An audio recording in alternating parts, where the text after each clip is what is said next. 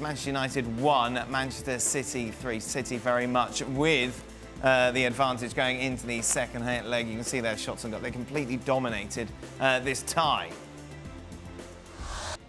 This is what Solskjaer had to say after the game. It was a decision late on who was fit. It was no excuse. We have the players we have. We put a team out believing we could get a result.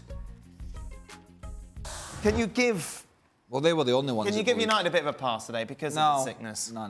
It's an ongoing theme. Just an ongoing theme. So I know they've got injuries. I know they've got illness. But they are, by their standards, they're a pretty abysmal side. That was forget the Rashford goal, which came about, by the way, when City were laying it around. The City fans were laying. They must have had about 25 passes. Mm-hmm. Stupidly and sloppily gave it away. And Rashford finished well. But it was a 3-1 hiding. It was an exhibition. It was an embarrassment. If it had been 6 at half-time, there'd have been no complaints. We're repeating ourselves here. I'm repeating myself. It's a club, and I know you got the injuries, but the gulf between the two. It's a club who refuses to change quickly enough the structure, with a manager out his depth, with a playing staff that's not good enough, against one of the best in the country, and we saw that today. Let's welcome Frank Leboeuf into the show, shall we? Frank, what did you make of this United performance, particularly in the first half? I would say, without being too severe, that it was, as Craig said, embarrassing, but yeah, it was appalling, because we see the difference of level between the two clubs, and I played against Manchester United, was maybe for sure the best club of the world, the biggest club of the world in terms of result, but a team with a structure, with the tactic, with the stamina, and I don't see anything of that. It must be very, very strange to those players that I play against to watch games like that, because the club that I played against doesn't exist anymore for me. I see a very poor football club playing against a big club. And it's sad to say that when you talk about Manchester United. Almost. Like, this is a team we grew up so impressed with. You'd played against them. I saw people tweeting that they felt sorry for Manchester United. When does that ever happen? Unfortunately, we still hold Manchester United to that same standard. We can't help but compare this United to the United of what seems a very long time ago, but it's just that far that they've fallen.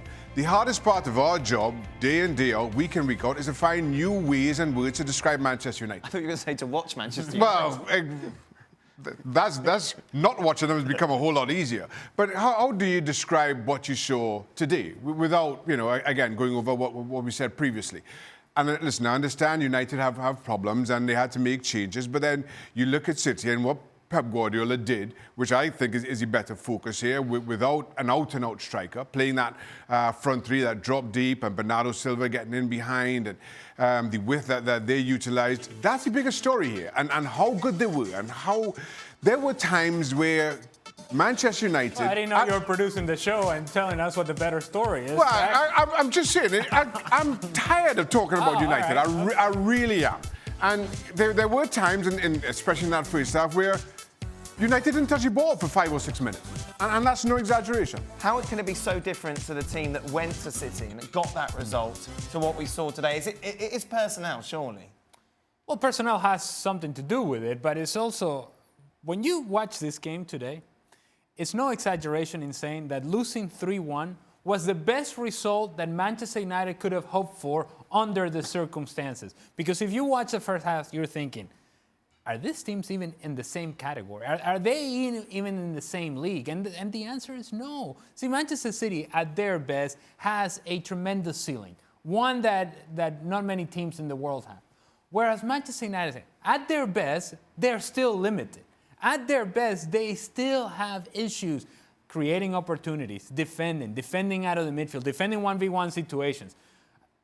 That tackle, or attempt by a tackle by Phil Jones, and that third goal, what are we doing?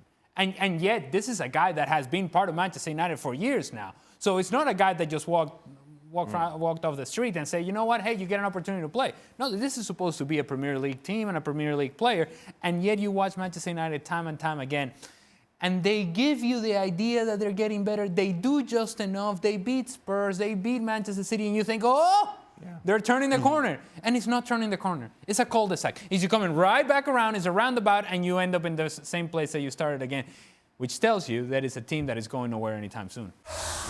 Thanks so much for watching ESPN on YouTube. And for more sports highlights and analysis, be sure to download the ESPN app. And for premium content and live streaming, subscribe to ESPN Plus.